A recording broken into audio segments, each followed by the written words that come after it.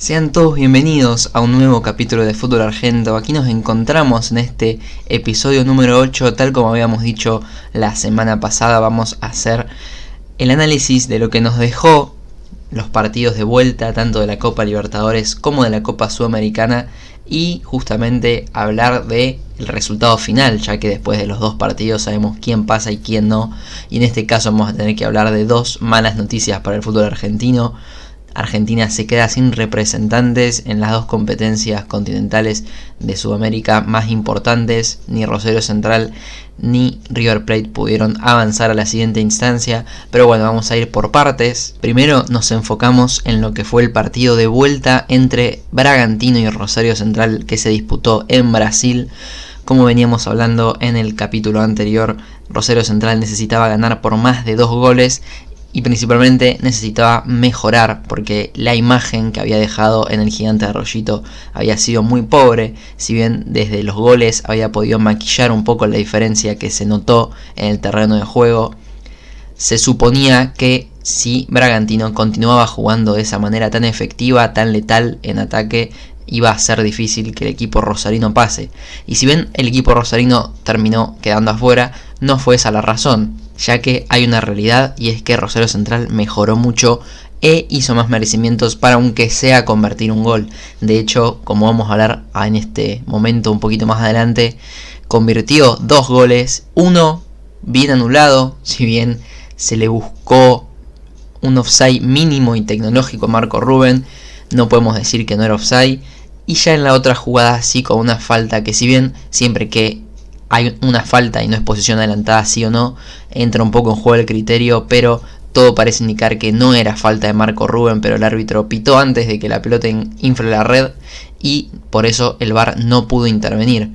Más allá de todo esto, Central tiene que estar muy orgulloso por la imagen que demostró allá en Brasil, teniendo en cuenta lo que decíamos. En la ida había sido muchísima la diferencia y Central corrigió principalmente el sector defensivo. Fue un equipo bastante más corto de lo que lo había sido en el Gigante y sobre todo mejoró mitad de cancha. Ojeda fue la figura del partido, fue totalmente dueño y patrón del círculo central, muy tiempista. Obviamente que su buena labor hizo que tanto Almada como Ávila también tuvieran buenas labores, y en eso Central terminó acorralando por momentos en su arco a Bragantino. En el primer tiempo, con el gol tempranero de Marco Rubén, que finalmente no fue convalidado, con alguna que otra llegada, por momentos Central parecía que tenía el gol al caer y haciendo muchos méritos para conseguirlo. Con el paso del tiempo, Central fue perdiendo un poco la lucidez y la claridad, y ya sobre todo en los últimos minutos del segundo tiempo terminó yendo como sea, tirando centros, que obviamente no es lo mismo intentar construir una jugada que tirar un centro frontal, que los centrales brasileros los puedan despejar con muchísima más facilidad, que fue un poco lo que terminó sucediendo. Pero en líneas generales Central hizo merecimientos como para aunque sea quedar más cerca en el resultado. Recordemos que aunque haya quedado un poco decorativo el gol, Arthur convirtió un gol, sumó su 4º gol en total en la serie y le dio la victoria a Bragantino. Por ende Central perdió ambos partidos, cayó 5-3 en el global y quedó afuera de los cuartos de final de la Copa Sudamericana y se despidió del gran objetivo que tenía para este semestre. Pero yo creo que ese gol no plasma lo que se vio en el partido. Si bien Bragantino tuvo situaciones aisladas muy claras, tuvo un tiro en el palo, algún que otro cabezazo, un mano a mano que desactivó Fatura Brown, un tiro de cuello el tucumano que la tiró por arriba del travesaño. Fueron jugadas aisladas en menor cantidad de lo que lo fueron en la ida, pero Bragantino demostró la facilidad que tiene para aprovechar un mínimo espacio, lo picantes que son sus extremos, los llegadores que son sus volantes, y es sin lugar a dudas uno de los candidatos a ganar esta Copa Sudamericana. No solo ya se encuentra en semifinales, sino que viene haciendo las cosas muy bien, y hay que poner el ojo no solo para esta Copa Sudamericana, sino para el futuro, porque también está siendo uno de los equipos revelación en el Brasileirao. Para redondear un poco la idea de Central, yo creo que si nos situamos en los primeros partidos, teniendo en cuenta en el momento futbolístico que estaba Central cuando comenzó la Copa Sudamericana, donde no encontraba el equipo, perdiendo con 12 de octubre y hasta que parecía que ya había predestinado que no podía clasificar a octavos de final, ni siquiera a cuartos. luego en octavos que le tocó Deportivo Táchira y no, logró un resultado positivo en la ida, pero que con ese gol sobre el final parecía que se había complicado y quedaba un sabor amargo. Pudo superar ese obstáculo y logró la clasificación en el Gigante jugando con mucha solidez, y después en los cuartos de final, donde si bien terminó quedando afuera, dio pelea hasta el último minuto y deja en claro varias cosas. Lo principal, que tanto el plantel como el cuerpo técnico tienen todo el respaldo del hincha de Central, porque demuestran que dejaron todo en cancha. Cuando uno dice todo, es verdaderamente todo. Central tiene un plantel bastante escaso, con poco recambio, con muchos jugadores juveniles, y se notó que dieron todo de sí y no hay nada que criticar desde la actitud, desde la enjundia, desde las ganas de jugar, mucho sentido de pertenencia, mucho amor propio. La mayoría de jugadores son surgidos del club, los que son de afuera también así lo sienten, y se notó. Luego, a la hora de hablar del juego, de si tenés más claridad, de si sos mejor, de si defendés más ordenado o no, poco importa el amor propio, y Bragantino supo, como dijimos en el capítulo anterior, aprovechar cada falencia defensiva de Rosario Central. Pero yo creo que sería muy injusto caerle al Kili González, a los jugadores, por la labor hecha, porque si hay un culpable y un responsable de que Central no haya llegado con un plantel más competitivo a enfrentar los octavos de final de una competencia internacional como es la Sudamericana, y una oportunidad tan importante como es una competencia de esa envergadura, es la comisión directiva de Rosario Central, los encargados de comprar jugadores, sea el manager, secretario, lo que sea. Obviamente que los momentos económicos de los equipos argentinos sabemos que no es muy bueno. De hecho, sobre todo ahora cuando hablemos de River y Atlético Mineiro, vamos a hablar un poco de la diferencia entre el fútbol brasilero y el fútbol argentino y el por qué. Obviamente, desde mi opinión, creo que estamos notando una gran diferencia y una superioridad a nivel clubes de los equipos brasileros sobre los argentinos. Pero para no irnos a Rosario Central, yo creo que si hubiese hecho un mejor mercado de pases, podría, aunque sea, haber no regalado el torneo, por ejemplo, porque ahora, al quedar afuera de la Sudamericana, puede volver a enfocarse en el torneo. De hecho, se tiene que enfocar en nada más y nada menos que el clásico rosarino. Aprovecho para decir que si quieren escuchar la previa al clásico rosarino, en mis redes sociales he compartido el fragmento de la radio que hemos hecho haciendo un poco el análisis previo al partido. Seguramente también haremos algo en post partido y también seguro en el capítulo del podcast, porque ya sin equipos argentinos en competencias internacionales vamos a tener que centrarnos obviamente en el torneo argentino, y quizás si Messi, por ejemplo, ya logra debutar por fin con el PSG, también vamos a meternos en eso.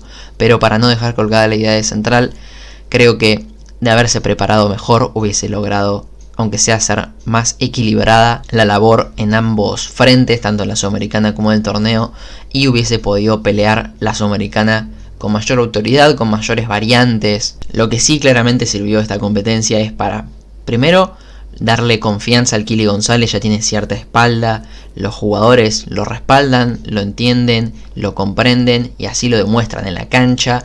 Y después, para ciertos nombres, si bien por ejemplo Gastón Ávila no le pertenece al club y probablemente vuelva a Boca, que si bien anda bien de zagueros centrales, tener un jugador tan joven y tan criterioso como lo es Gastón Ávila, que tiene muchas cosas a pulir, pero que si lo logran hacer con la edad que tiene, a futuro puede ser un gran zaguero central del fútbol argentino, es muy exportable y hasta puede llegar a ser un jugador de selección. Y así con varias joyitas que tiene Rosario Central, jugadores como Lautaro Blanco, Juan Pablo Romero cuando le ha tocado jugar, Emanuel Ojeda, que ya no es tan joven, pero para el fútbol argentino demuestra que le sobra para ser un número 5, y yo creo que a Central, jugando de la manera en la que jugó frente a Bragantino, le sobra para el fútbol argentino. No digo ni mucho menos que quizás va a pelear el campeonato, pero para clasificar nuevamente una competencia internacional y el año que viene poder afrontar de vuelta una Copa Sudamericana, por ejemplo, será muy positivo para el club, para la institución, volver a tener ese rodaje internacional que ha sabido tener en algún momento. Entonces sería muy rico verdaderamente para la institución, para la ciudad, para los jugadores, volver a entrar en ese training de equipos con mucho renombre, muy competitivos, y que Central quizás corre un poco atrás, sobre todo ahora por el plantel que tiene, pero que se fue de la Copa y se tiene que ir con la frente en alto porque peleó y lo dio todo. Ahora sí, una vez dicho esto, nos vamos a meter en el partido de Atlético Mineiro frente a River Plate, donde verdaderamente por primera vez vimos al River de Marcelo Gallardo tan abrumado y superado por un rival. Yo creo que sobre todo en definiciones mano a mano, donde Gallardo logra hacer que sus equipos entiendan a la perfección lo que él plantea y cómo jugarle a cada rival, es la primera vez que un rival lo supera de esta manera, porque si bien había perdido algún que otro mano a mano, había quedado eliminado de alguna que otra competición, nunca de una forma tan clara como sí sucedió el día miércoles frente a Atlético Mineiro. Un Atlético Mineiro que cuando hablábamos en el capítulo en el que hicimos la previa de los encuentros de cuarto de final, dijimos que por lo mostrado frente a Boca uno suponía que River iba a poder ganarle y pasar a las semifinales, pero mostró un juego totalmente distinto, si bien obviamente recuperó ciertos jugadores que no tenía disponibles frente a Boca. Sobre todo en el partido de vuelta mostró una superioridad abismal frente a River. Lo que sí vamos a encontrar es, al menos a mi criterio, un error a la hora del planteo inicial que tuvo Gallardo. De hecho, yo creo que el propio Gallardo también lo entendió así. Estoy hablando de la inclusión de Jonathan Maidana, no solo por lo que se ha hablado de que Maidana ya es un jugador un poco más experimentado, pero su experiencia no sirve cuando está un poco lento, cuando hace mal las coberturas. No creo que haya venido solamente por el punto de caerle a Jonathan Maidana por la labor o por su edad o por lo que sea, sino por la manera en la que planteó el partido Marcelo Gallardo. Jugar con 3 o 5. Él mismo se dio cuenta de que no le iba a salir para el partido, lo intentó corregir, pero cuando lo corrigió ya iba 1-0 abajo y apenas realizó la variante en la que salió Maidana, Hulk convirtió el segundo gol. ¿Qué podemos decir del Atlético Mineiro que no hayamos visto ni que hayamos escuchado hablar de alguien? Un equipo totalmente incisivo en ataque, que por lo general los equipos brasileños, como vimos en el caso por ejemplo del Sao Paulo, que era muy potente en las contras. El Atlético Mineiro, cuando River le cedía la pelota, gracias al manejo de pelota, al desgaste, podría mover a la defensa de River e ingresar con mucha tranquilidad. Pero a su vez, en las transiciones rápidas, cuando River podía hacerse con la pelota, sufría después en las contras. De esta manera vino el segundo gol de un Hulk que jugó un verdadero partidazo, la rompió toda, al igual que Matías Aracho, el ex jugador de Racing. Más allá de los 2 goles, hizo un partidazo. También tenemos que hablar de Everson, el arquero, que fue clave, porque si bien se ve que por ahí carece un poco de técnica y utiliza métodos poco comunes o es poco técnico, está haciendo muy bien las cosas. Descolgó unas pelotas increíbles. Frente a Boca había dejado alguna que otra duda, pero se tomó revancha en la tanda de penales, y frente a River, tanto en el partido de ida como en el partido de vuelta, fue clave para que Atlético Mineiro no se complique la serie. Cuando el partido iba 1-0 tan solo arriba para Mineiro, Julián Álvarez tuvo una muy clara y Everson se la desactivó. Después un tiro libre también que lo sacó del ángulo, y así un montón de intervenciones en la que River podía generar. No le sobraron a River, la verdad. No fue ese típico River de Gallardo que abunda en llegadas, que busca frontalmente a los centrodelanteros para que después los centrodelanteros jueguen con el lateral pase y tiren el centro atrás. Ese gol característico de River que hemos visto millones de veces no se vio. El Mineiro fue totalmente superior. Uno escucha los nombres de los equipos brasileños, si nos fijamos solo en el Mineiro, más allá de los que jugaron el otro día, falta Nacho Fernández, que jugó en la ida y fue expulsado, y falta Diego Costa, por ejemplo, que fue comprado recientemente. De todas formas, yo creo que no va tanto por los jugadores, los nombres en sí, porque hemos visto jugadores de mucho renombre jugar mal a pesar de conseguir resultados. Yo creo que el partido, por ejemplo, del River frente al Flamengo del 2019 fue una clara muestra de que, si bien River tenía mucho mejor plantel que el que tiene ahora, Flamengo tenía mejores nombres que ese River, y River, si bien terminó perdiendo, mereció ganar.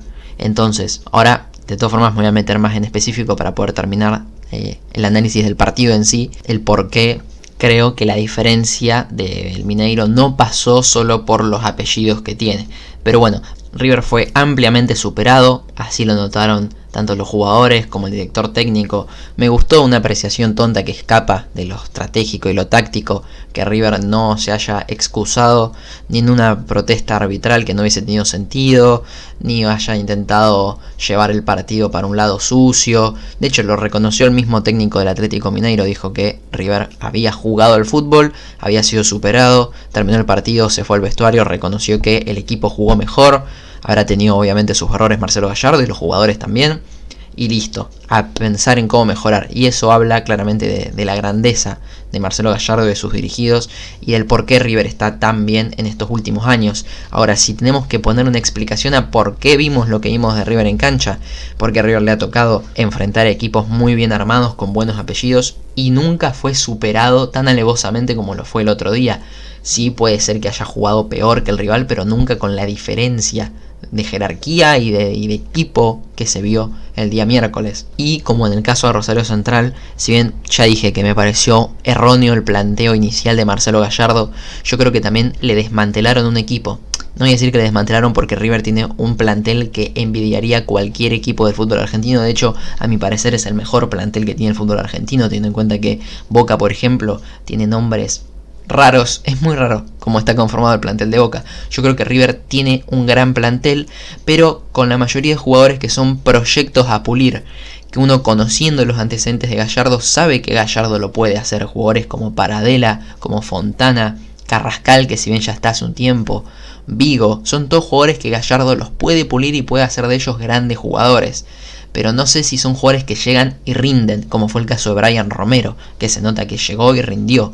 River estaba acostumbrado a tener jugadores que rendían y se desprendió de ellos en todo el último tiempo.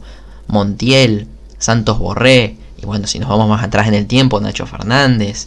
Además, no tenía a Enzo Pérez, que es un jugador que siempre da la talla en este tipo de partidos. Lo que yo creo es que si Marcelo Gallardo decide quedarse, no me cabe dudas que va a poder volver a construir un equipo. Imagino que material no le falta, al contrario, tienen jugadores muy interesantes de cara a futuro, pero es lo que dije antes, los tiene que pulir, tiene que encontrarle su posición en el equipo, darle la confianza que él suele hacer. Porque los jugadores de Gallardo terminan siendo buenos, es por la confianza y la regularidad que le da. Entonces es un proceso justamente y lleva tiempo. River trajo muchos jugadores para poner en cancha y tirarlos en unos octavos y en unos cuartos de final de una Copa Libertadores, y quizás no estaban preparados para esto, sí lo van a estar en un futuro. Después, si Marcelo Gallardo decide o no quedarse, sería una gran pérdida para el fútbol argentino, la verdad, que se vaya el mejor técnico sin lugar a dudas de los últimos años. Pero puede ser una decisión, porque yo creo que no sé si son los jugadores que pidió Marcelo Gallardo o qué tan conforme y de acuerdo estaba Gallardo con que se vayan tantos jugadores como se han ido en el último tiempo. Eso puede explicar un poco, aunque sea a mi parecer, el por qué la diferencia abismal entre en el que suele ser nuestro mejor representante en los últimos tiempos, como lo es River, frente a un equipo de Brasil. Después podemos hablar en líneas generales de los equipos de Brasil frente a los equipos argentinos, y yo creo que la principal diferencia no voy a recaer ni en lo económico, ni los apellidos, ni nada de eso. Yo creo que al menos la seriedad, los formatos de los torneos. En Argentina el formato del torneo cambia año a año, ni nosotros mismos sabemos. Este año cuentan los descensos, cuentan los promedios, cuántas fechas hay, jugamos ida y vuelta, una rueda, dos ruedas, clausura, es por zonas. Ahí clasifican los dos primeros, quienes clasifican a las copas, ya están clasificados de la Copa Maradona. No sabemos cómo es el formato de nuestro torneo. A su vez, el fútbol argentino volvió después de la ida de los octavos de final, o sea que los equipos no venían con rodaje. Si bien veníamos de la Copa América, era una ventaja sin lugar a dudas y se notó en el rendimiento de los equipos argentinos. Después no podemos hablar de diferencia del talento, porque por ejemplo en la serie de River Mineiro, de 4 goles que terminó en el global, 4-0 a favor del Mineiro, 3 fueron de jugadores argentinos. Y si bien obviamente Brasil es una gran cantera de jugadores y de talentos inagotable, Argentina también lo es. Y por qué no con trabajo y con dedicación poder construir buenos equipos. Con esto no quiero decir que los jugadores argentinos dejen de jugar en Brasil, ni de ir a equipos brasileños, ni que los equipos argentinos se nieguen a vender jugadores a los equipos brasileños, porque obviamente que es un salto económico tanto para el jugador como también una ayuda al ingreso del monto que te puede dar un club brasileño por el pase en sí, o el porcentaje de un pase de un jugador. Pero me parece que con trabajo y con ponernos de acuerdo, algo similar a lo que dije cuando hablé de la eliminación temprana, al menos de lo que esperábamos de la selección argentina en los Juegos Olímpicos, esto es un poco de lo mismo. El fútbol argentino verdaderamente es un desastre, a nivel institucional sobre todo. La AFA, los formatos, las decisiones, ni hablar del ascenso. Cuando nos preocupemos de por qué el fútbol argentino está en decadencia, como dirá algún exagerado, está pasando por un mal momento, quizás, como podemos decir otros, por qué está pasando esto, no tenemos que recaer simplemente en lo económico, que obviamente ocupa un lugar muy importante, sino también por la seriedad con la que trabajan nuestros equipos, por los formatos de los torneos, por el trabajo que le damos, por la negativa en el caso de los Juegos Olímpicos, como ya hablamos, de los clubes a ceder sus jugadores a la selección nacional. Obviamente que en este caso no solo importan los clubes de Argentina, sino también los clubes de afuera, pero hubo muchos clubes de Argentina que se negaron a ceder sus jugadores. De todas formas, como ya hablamos, no solo importaba la AFA en ese caso, sino también la CONMEBOL. Pero si extendemos un poco el horizonte, también la CONMEBOL, o sea, los equipos sudamericanos están en una gran desventaja, al menos desde lo que sentimos en los últimos mundiales, contra los europeos. Y es un poco todo más de lo mismo. Corregir formatos, bancar proyectos, procesos, ideas.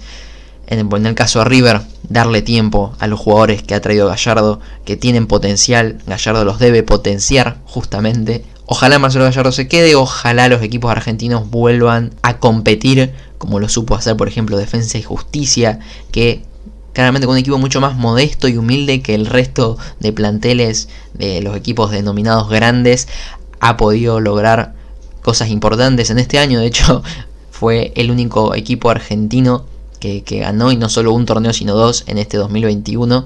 Así que su tarea nos sirve de ejemplo y recordatorio de que tenemos el potencial, que es lo más importante. Tenemos los jugadores, el potrero, tenemos que corregir un montón de cosas, y no parece que vayamos en camino a corregirlas, sino a venir más abajo. Pero bueno, al menos desde mi humilde aporte, para que, aunque sea las personas que lo escuchen se pongan a pensar y a reflexionar a la hora de decir por qué ningún equipo argentino está en semifinales de la Copa Libertadores ni de la Copa Sudamericana.